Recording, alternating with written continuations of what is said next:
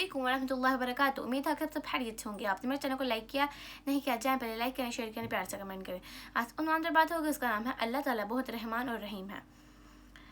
دل گواہی دیتا ہے کہ اللہ کریم کی رحمان اور رحیم ذات اپنے عاجز محتاج اور درماندہ خال بندوں کو بڑی محبت اور فضل و کرم کی نظروں سے دیکھ رہی ہے.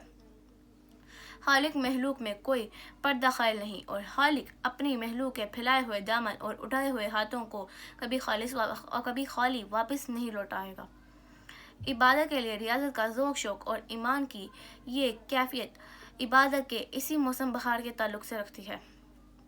عبادت کے اس سارے اہتمام کی غرض و غایت اور مقصد کیا ہے؟ اللہ تعالیٰ نے قرآن مجید میں خود اس کی وضاحت فرما دی. اے لوگو جو ایمان لائے ہو, تم پر روزے اسی طرح فرض کیے گئے ہیں جس طرح تم سے پہلے امتوں پر فرض کیے گئے تھے, تاکہ تم متقی گناہوں سے بچنے والے بنو.